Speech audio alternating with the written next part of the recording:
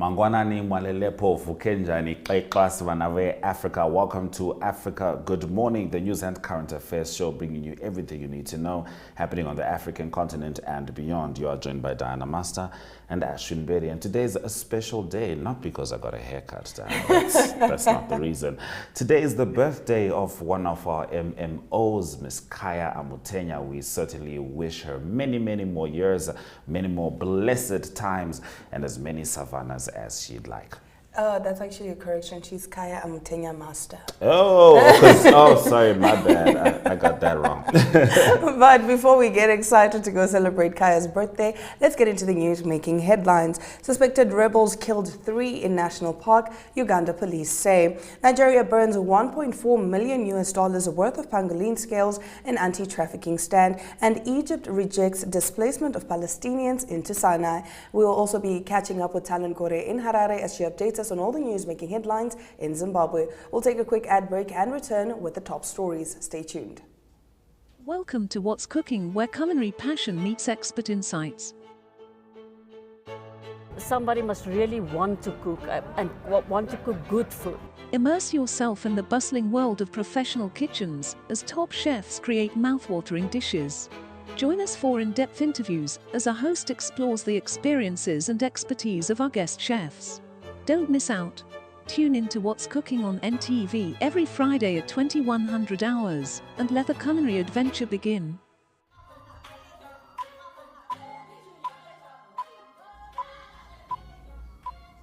Let's dive straight into the top stories. A Ugandan national and 2 foreign tourists were killed in an attack by suspected Islamist rebels from the Allied Democratic Forces in a national park, the police said on Tuesday. We have registered a cowardly terrorist attack on 2 foreign tourists and a Ugandan in Queen Elizabeth National Park. The 3 were killed and their safari vehicle burnt, police spokesperson Fred Enanga said on X. Enanga said they were pursuing suspected ADF members, and Uganda's police posted on its X account a picture of a burning 4-wheel drive vehicle. The ADF began as an uprising in Uganda but has been based in the Democratic Republic of Congo since the late 1990s.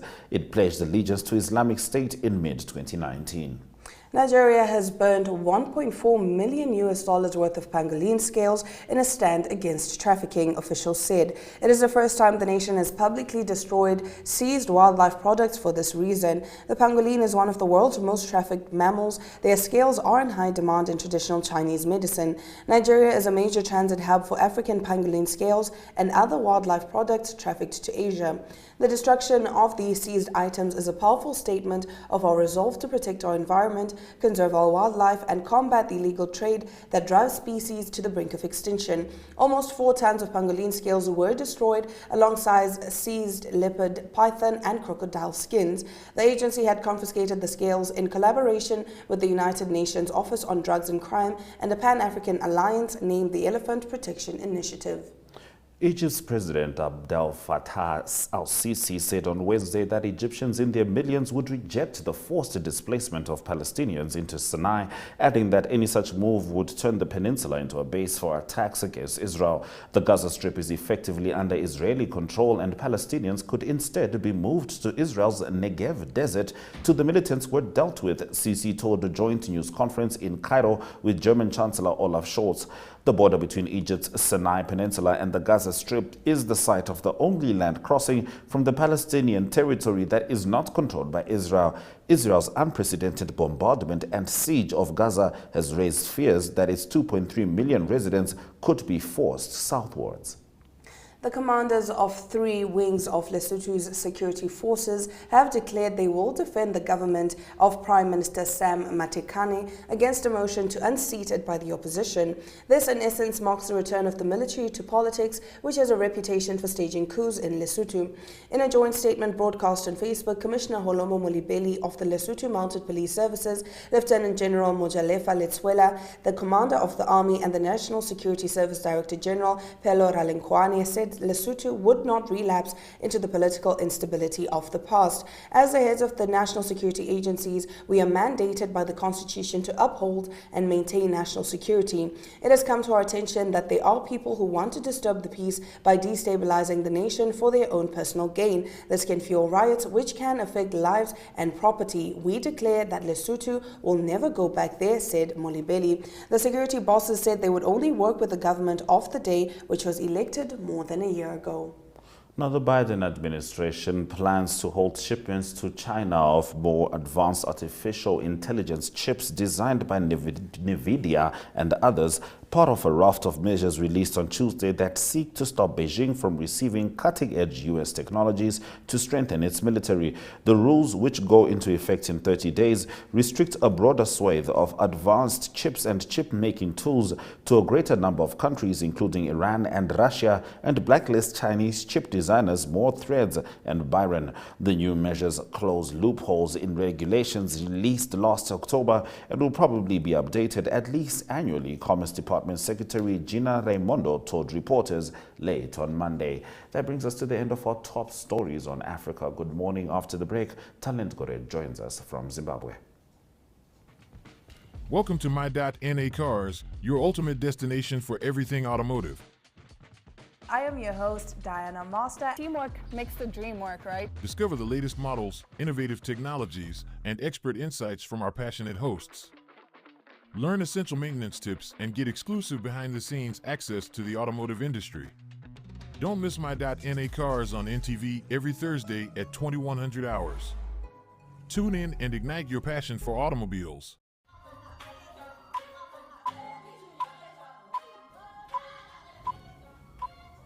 All right, it's time for us to talk to Talent Gore about the stories in Zimbabwe. Talent, wamkase. Samkai dukana mamkase Africa. Now, a woman in court for trafficking domestic workers to Oman. I assume she was taking advantage of desperate circumstances. Tell us more, Talent. Yes, apparently she was taking advantage of desperate situations. A 31-year-old woman has appeared in court on allegations of recruiting people and trafficking them to prospective buyers in Oman to work as domestic workers. Karen Pamela Teguru was facing charges of violating the Trafficking of People Act when she appeared before Harare magistrate Ms. Gofa. She was remanded in custody pending trial, and she was remanded. Allegations are that during the period extended from January 2022 to August 2022, Teguru working with one Hamilda believed to be in Oman and others was still at large, hatched a plan to traffic Portia Kalesi and Namatirai Muchacha for the purpose of labor and domestic exploitation. It is alleged that to achieve their goal, they assigned each other to some roles in which Teguru identified, recruited, processed, traveling, and medical examination for their compliance and escorted them to Robert Gabriel in Mugabe International Airport. So apparently she was working with others in Oman, and she identified the people who she would then process their documents for to go to Oman. When they then reached to Oman, they were taken from the airport by Hamilda, who then sold them to other people for different works in Oman. So they were then taken to become domestic workers. The complainants said that they were being mistreated, they were not given food, they were being beaten, and they were not given enough money for them. They were not even given money for their upkeep. Oh, and their services. Yes. Truly horrific. Yes. So they then they complained to another delegation in Oman, and that's when the delegation alerted their relatives, and the relatives reported to the police in Zimbabwe. So that delegation then helped them to come back to Zimbabwe. So right now, the accused is in police custody and is waiting for trial.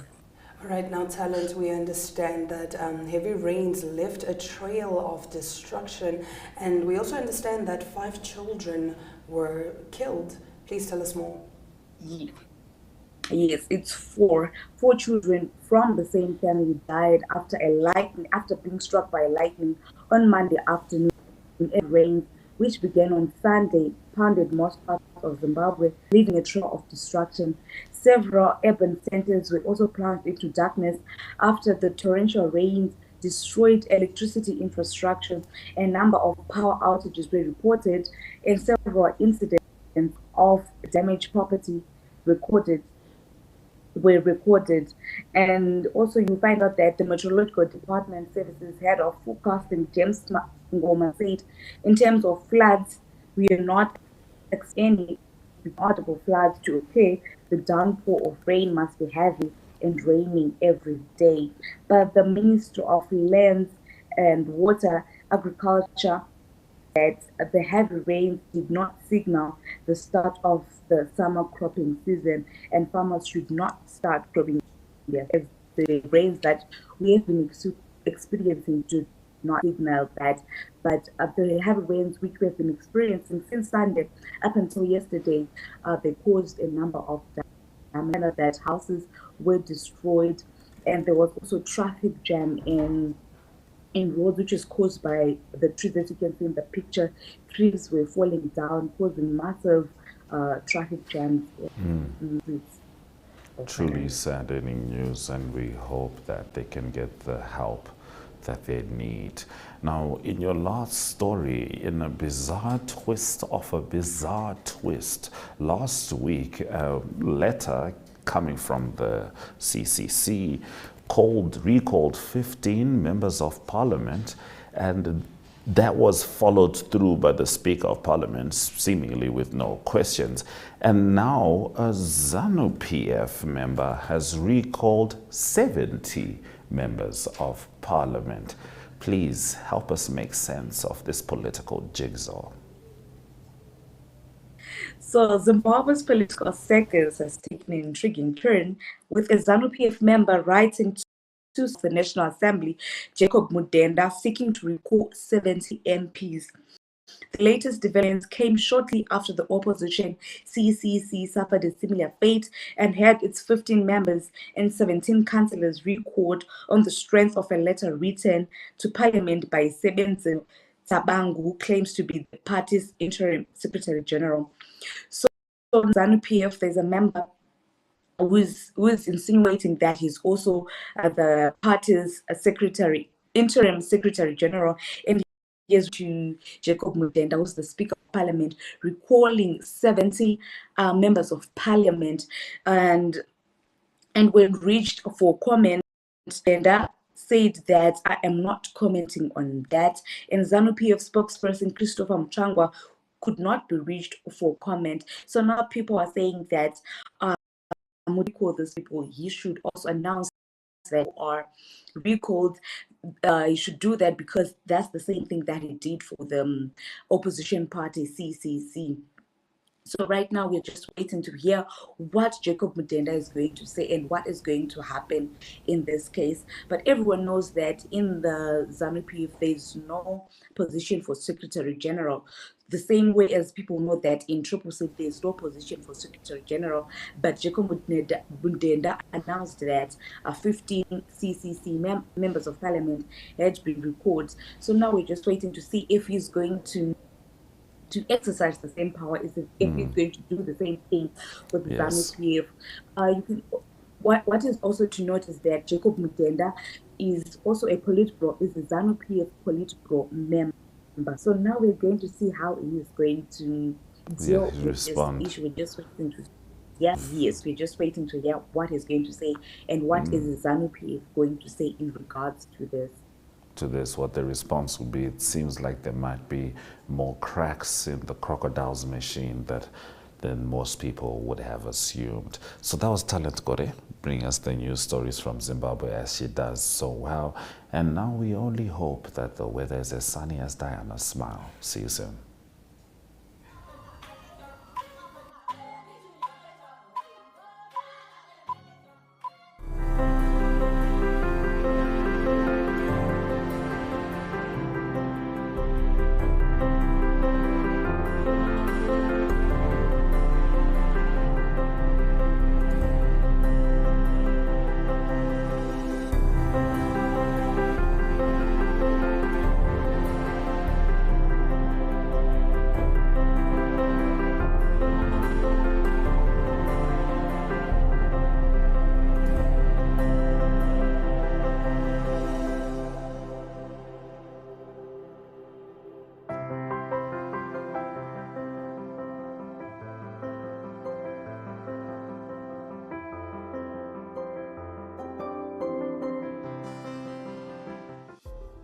Neo Paints has established a 67-year Namibian legacy, creating personalized paint solutions that blend quality and innovation for the Namibian people. We pride ourselves in being a 100% Namibian-owned company, investing in our country and our people by employing and empowering true Namibians. With every brushstroke, Neo Paints commits to our quality guarantee and always delivering a coat of excellence. At Neo Paints, we always stay true to our country. We are as Namibian as you.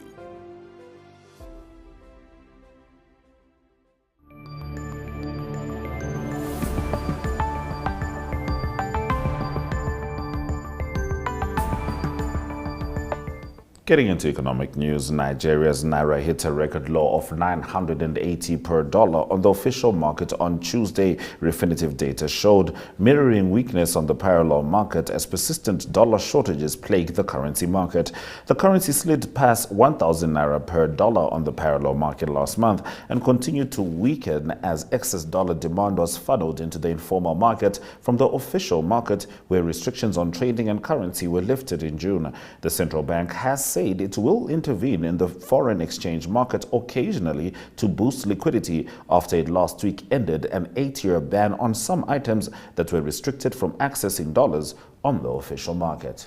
An unpaid electricity bill has plunged, Bissau, the capital of Guinea-Bissau, into darkness. The Turkish utility company Kapowership pulled the plug, saying the West African government owes it $17 million. The economy minister Suleiman said he promised to pay most of the bill within a fortnight. Kapowership, one of the world's largest floating power plant operators, has a 5-year contract to supply virtually all of Guinea-Bissau's electricity needs. Last month, the Turkish firm cut off power to Sierra Leone's capital over a large unpaid debt. Let's head to the economic indicators just before Ari Hochad brings us the latest from the sporting world.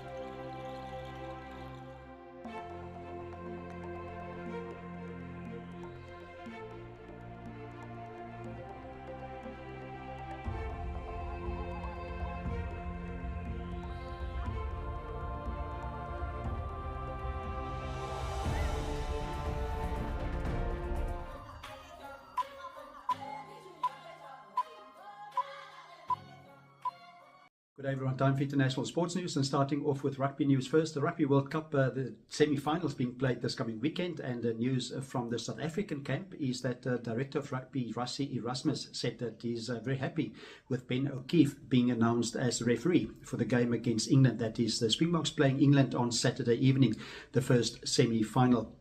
It was France that was not happy with the officiating. That was in the loss of France in the quarterfinals in Paris against the Springboks.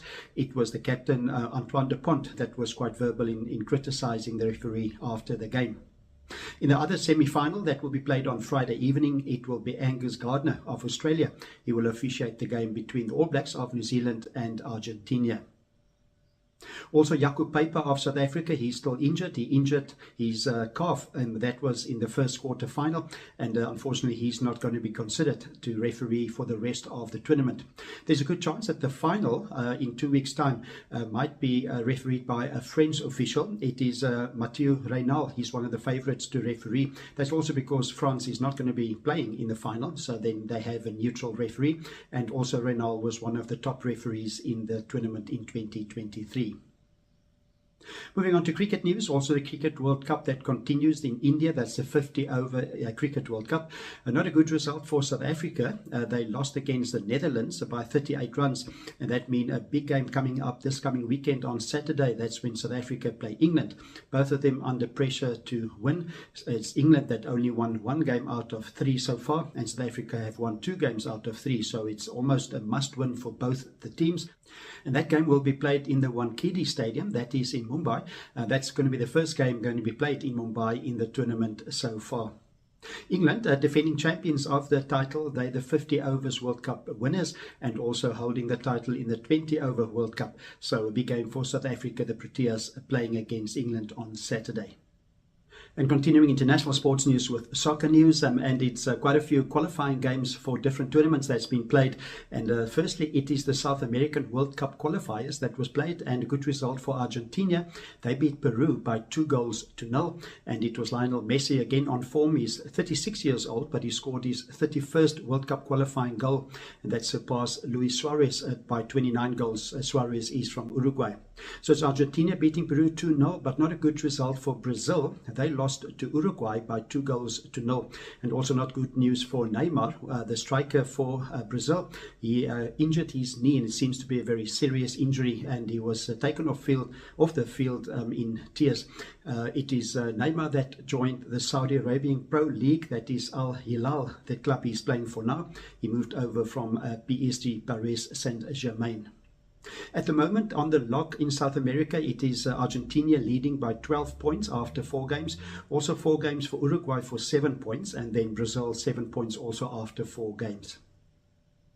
Then in the Euro 24 European Championship 24 qualifying tournament, qualifying games, it is England that qualified for the tournament, going to be played in Germany in 2024. And they beat Italy, quite impressive win for them. They beat them at the Wembley Stadium in London by 3-1. Also in Group C, it was Denmark that beat San Marino, and it is Ukraine that beat Malta by 3-1. At the moment in that group, it is England that qualified with 16 points from 6 games. Ukraine in second position at the moment. They've got 13 points from 7, and then Italy, they've got 10 points through 6 games. So it's going to be an uphill battle for Italy to qualify directly for the tournament. That's international sports news for today. Hope you have a great sport day, and we talk international sport again tomorrow. Goodbye. We are so excited to be kickstarting your morning with entertainment. Everything was happening during this past weekend. Yes. Exciting news. Wow, no, she was killing it already. In my opinion, I don't see anything wrong with him serving the full term. As well as keeping you informed on the issues that you need to know happening in and around our country.